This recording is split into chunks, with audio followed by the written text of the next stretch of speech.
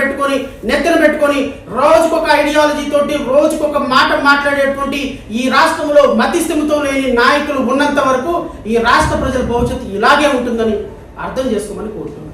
ఒక మంత్రిగా ఒక ఉప ముఖ్యమంత్రి ఇలా వెళ్ళొచ్చండి ఎవరైనా?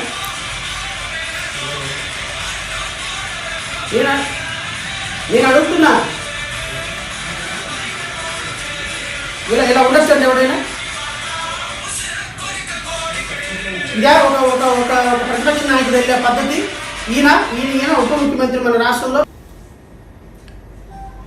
అదే కనుక ఆ రోజున కనుక మాలాంటి వాళ్ళు ఎవరైనా అధికారంలో ఉంటే తొక్క తీసి 2 నిమిషాల్లో లోపలేసి మట్టి లేకపోతేవాడు. ఇదే వేల మందిని వేసుకుని కార్ల మీద మీరు ప్రయాణం చేస్తుంటే మీ ప్రభుత్వం మెదడుకుని కూర్చుంది చేత కాకుండా. ఈయన మాట్లాడేటువంటి మాటలు ఎలా ఉంటాయో చూడండి. అంటే ఒక ముఖ్యమంత్రిగా ఒక ఉప ముఖ్యమంత్రి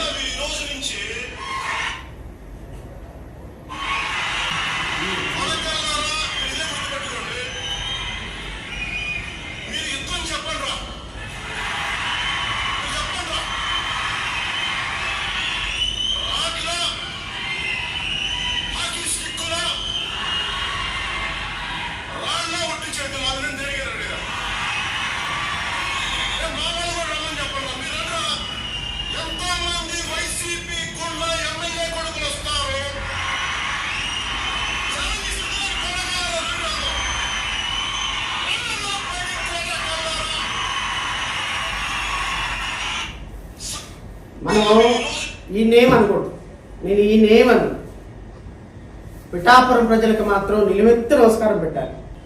లక్ష మెజార్టీతో గెలిపించి అసెంబ్లీకి పంపించి ఉప ముఖ్యమంత్రి చేశారు. మీరు మీ కాన్స్టిట్యున్సీ ప్రజల జన్మ ధన్యమైపోయింది. 2 లక్షల మందో 3 లక్షల మందో ఉండుంటారు అక్కడ. మీలాంటి ప్రజలు ఈ భారతదేశానికి ఒక ఆదర్శవంతమైనటువంటి ప్రజలని అయితే నేను భావిస్తున్నాను. దీని తర్వాత ఇలాంటి వ్యక్తిని మీరు మీ దగ్గరకు రాకపోయినా, మీ కాన్స్టిట్యున్సీకి ఏం చేయకపోయినా, మీ కాన్స్టిట్యున్సీలో పాపం ఎవరికోనంటే ఈయన జీతంలో నుంచి కొంత డబ్బులు ఇచ్చినట్ట సేవ చేసి అలా చిన్న చిన్న పనులకు తృప్తి పడిపోయి మీ కాన్స్టిట్యున్సీని ప్రపంచ ప్రఖ్యాతిగాంచినటువంటి జబర్దస్త్ ఆర్టిస్టులు వచ్చి, ఎంత గొప్ప ఆర్టిస్టులు అండి, ప్రపంచ ప్రఖ్యాతిగాంచినటువంటి ఆస్కార్ ఆర్టిస్టులు అందరూ, జబర్దస్త్ ఆర్టిస్టులు అందరూ వచ్చి పవన్ కళ్యాణ్ గారికి ప్రచారం చేయగానే గుద్దు ఓట్లని గుద్దేసి అసలు భారతదేశంలోనే అత్యంత నాలెడ్జబుల్ పర్సన్స్గా, ఇంటలెక్చువల్ పీపుల్గా పిఠాపురం ప్రజలు గౌరవించబడాలి అని నేను మనస్ఫూర్తిగా కోరుకుంటున్నాను. ఎందుకంటే ఇలాంటి వ్యక్తిని అసెంబ్లీకి పంపించినందుకు చరిత్ర మిమ్మల్ని గుర్తుపెట్టుకుంటుంది. పిఠాపురం ప్రజల్ని నేను